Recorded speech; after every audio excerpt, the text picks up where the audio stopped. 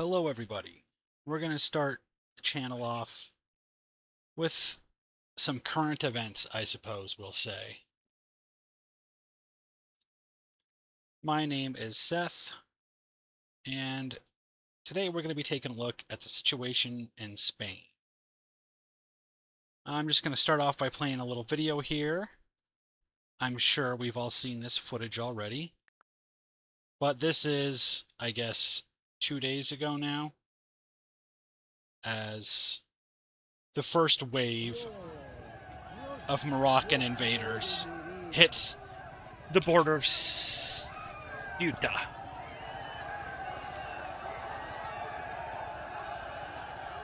Just just horrifying to watch. And this is during the day. Things immediately got so much worse. I believe 37 dead was the last number I saw, although that was unverified. So, yeah. So thank you to Claren for that clip. So what exactly is going on here? Well, of course, at face value, it just looks like a simple matter of immigration influx, but only a fool would believe that story, and the number of fools in the world is dropping rapidly. So let's dig deeper here. Back in 2019, we had this interesting post from Yair Netanyahu, who is the son of Benjamin Netanyahu. And it's pretty self-explanatory. Dear Arabs and Muslims, want to free occupied Arab Islamic lands? Here's a good start. And he's specifically targeting Ceuta, Melilla, forgive my pronunciations, my Spanish is crap, and several of the islands in the Mediterranean. Why? Well, because Spain had the audacity to stand up to the state of Israel. First of all, by recognizing the state of Palestine as an actual country, which is similar to what America did for Taiwan that pissed off China. Fascinating that it was Pedro Sanchez that did it, old dirty Sanchez, creating a problem and failing to provide any solution when that problem swarms his borders by the thousands. Now, as I'm sure you saw from the map, but I did want to go ahead and point out that none of the currently occupied territories are on mainland Spain. But what they're trying to do is to flood into these Spanish-controlled enclaves and then demand transport onto the Spanish mainland where they can further infect the rest of Europe. So, I'm not going to read all of this. I will scroll through it, but basically it says that Spain recognized the state of Palestine officially, and as you can imagine, that pissed off the state of Israel. And they're not alone. Norway and Ireland have joined them in that. I'm going to be completely honest with you. I don't know what America's stance on it is, but I have a pretty good guess considering how hard American politicians kiss Israeli ass. Ah. And then, of course, we have the Spanish consulate is not being allowed to provide any services to Palestinians. Now, just earlier today, the international court system, or whatever it's called, went ahead and issued an arrest warrant for Netanyahu for war crimes. I wish I had that pulled up, but I will leave you to find that announcement on its own. It was very interesting. And so we have this buildup of tension between Spain and Israel. Let's see if we can find the tweet here. And it's been happening over the course of years. And then you have Yair tweeting this and all of this. I see you all got upset. Just tiny territories across the ocean from your own continent, extremely important territories that give Spain partial control over the Straits of Gibraltar. And the keynote here is, of course, let's make a deal. Oh, for fuck's sake.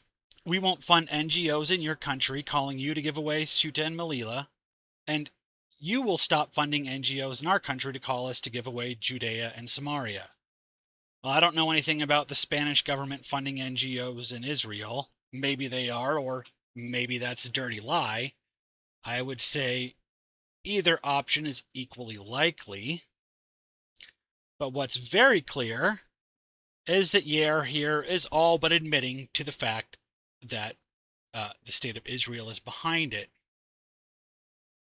And there have been multiple posts on X from multiple sources inside of Israel.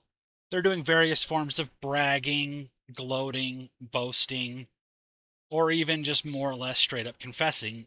The one that comes to mind that I don't have pulled up, unfortunately, is how Mossad works in mysterious ways. That one's pretty damning, actually. Now, why? Well, of course, because Spain stood up to them. But why did Spain even have to stand up to them in the first place? And it's because of who they are and how they behave in the world. This is not a flat racist condemnation of all Jewish people. This is an open condemnation of the state of Israel and every single person who supports them or behaves like them. Which may or may not include all Jewish people. Who knows? We'll find out in the near future, I'm sure. So let's take a look at the newest video from Basic Logic. Oh, it's not the newest video. Let's take a look at an old video from Basic Logic that is entitled, Why is Judaism Like This? Kabbalah is the mystic branch of Judaism, often described as the soul of Judaism, and the major foundation of the Hasidic sect.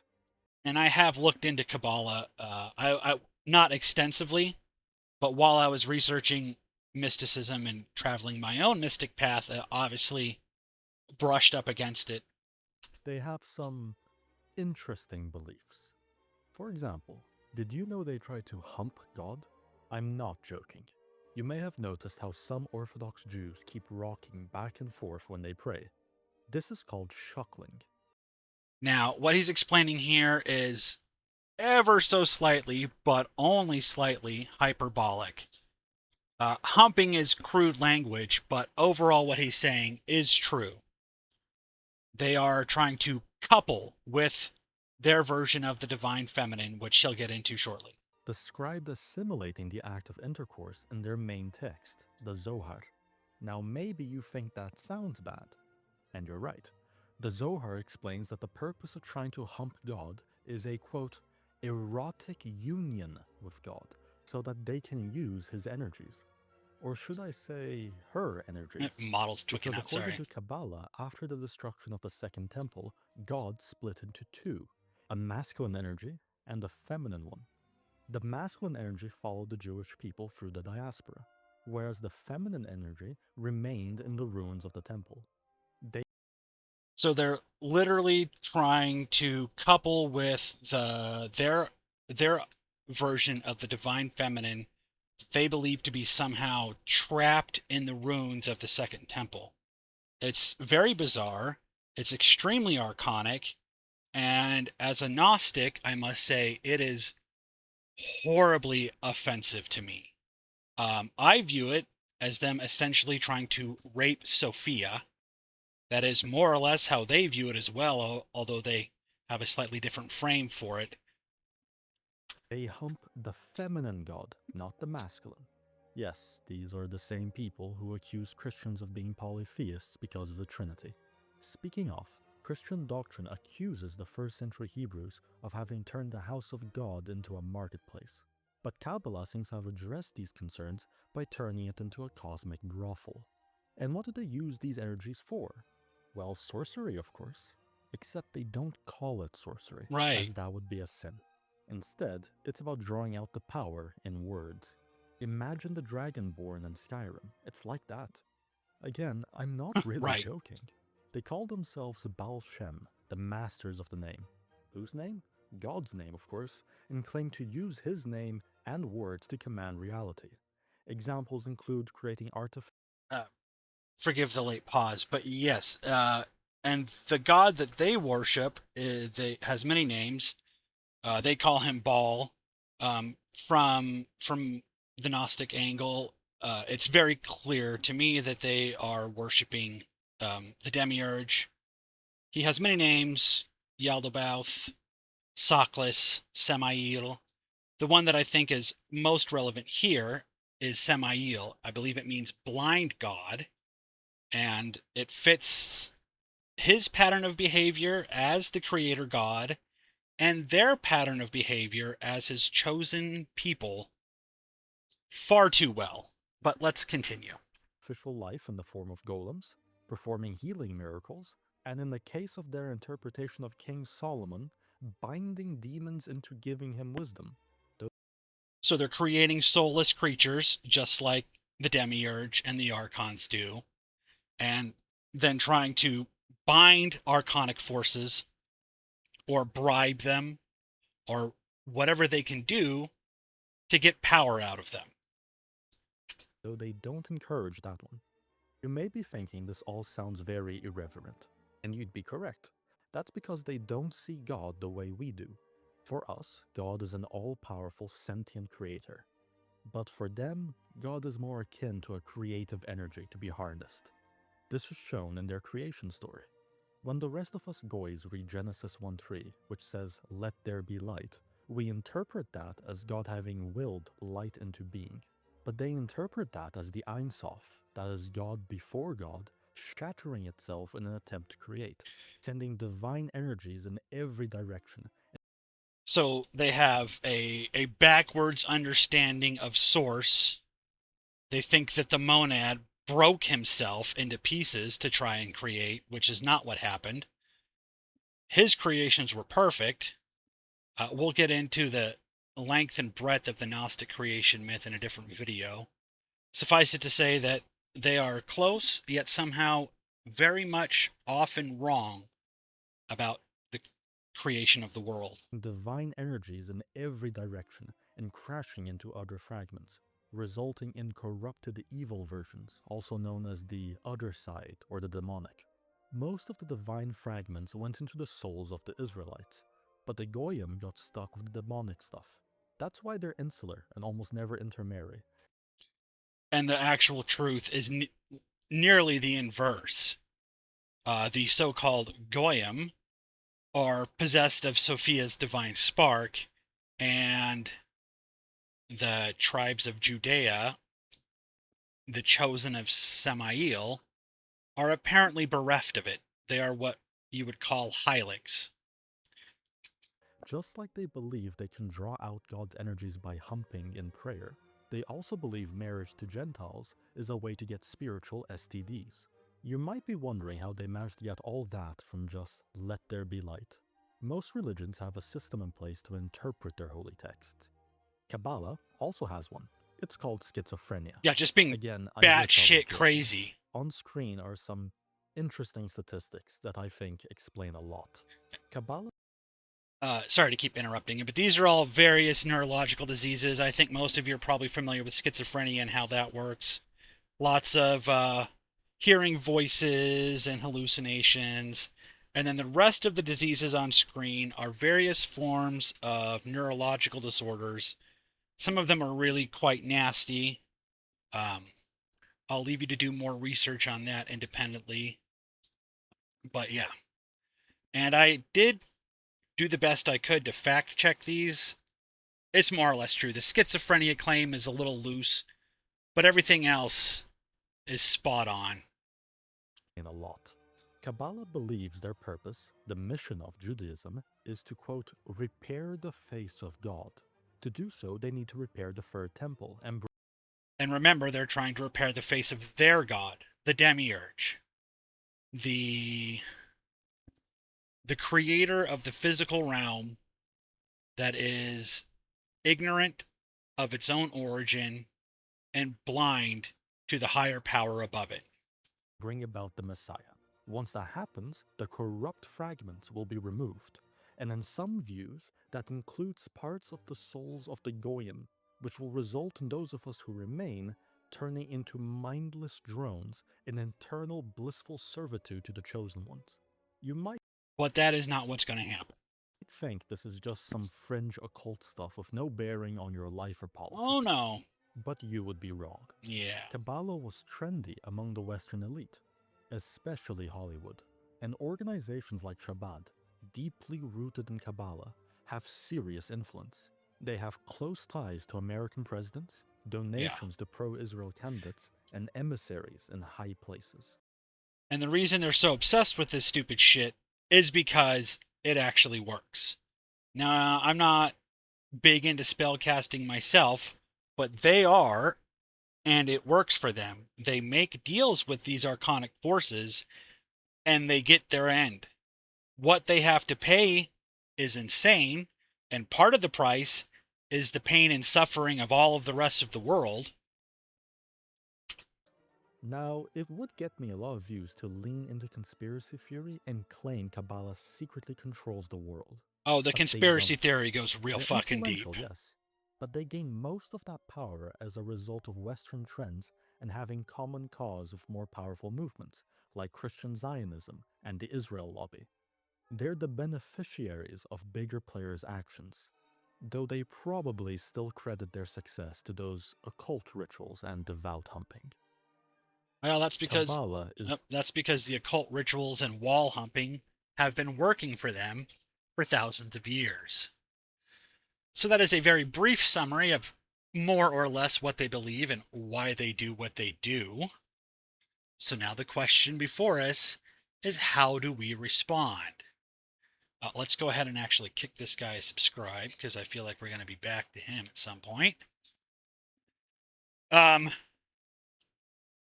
I don't have any advice on what specifically to do today, except to be prepared for what comes next.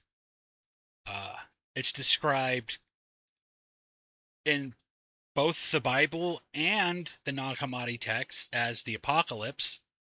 They have very different versions. The Bible is somewhat doom and gloom, and the apocalypse of Adam is a little bit more, I guess, white pilled in how it all ends. But either way, the one thing that both versions of the apocalypse agree on is that the false state of Israel does not survive it. And I think that old Bibi and the state of Israel can feel the sword of Damocles hanging over its head, and they're freaking out. We get this post today, about 5 hours ago. We've survived empires. We can survive a comment section, which is a very interesting thing for a whole ass national state government to post.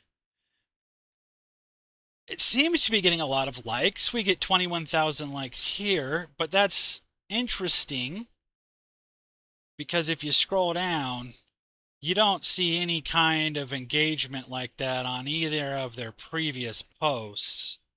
They struggle to get 1,000 likes. There's one that has 1,000. Yeah, they really, really struggle to get any serious engagement on their X account at all. Then all of a sudden, they pop up with 21,000 likes. Well, let's see what's going on in the comment section now. Oh, hey, look, there's me. Oh, hey, look, there's Homath. Yeah, they're just getting mogged in the comments. Your history consists of fleeing the place you just destroyed to find a new home. Right-wing Jews promote wars that displace Muslims from their native land. Left-wing Jews open western borders to said displaced Muslims. Result: Israel dominance in the Mideast while lowering the risk of nationalism manifesting in Western nations. Yeah, well, that's falling the fuck apart.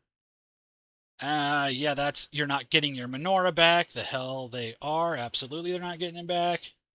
I'm not saying election interference is real, but Israel, don't shoot the kid because they just love shooting kids.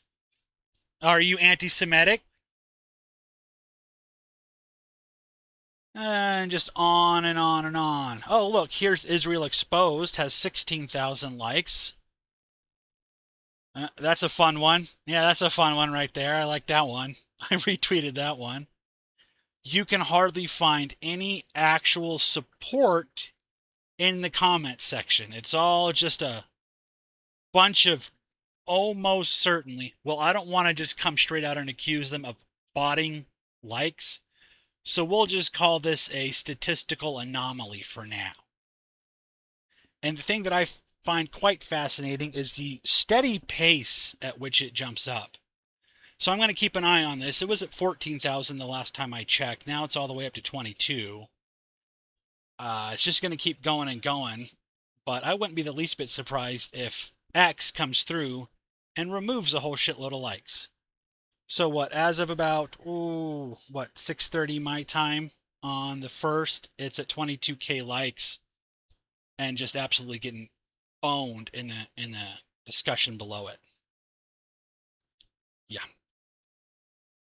So that's all I have for you today. If you have any questions, please feel free to leave them down in the comment sections. If you want to call me a Nazi or a white supremacist or a racist or any of that stupid shit, please feel free to do that. Just know that I love you all, and I will talk to you again real soon.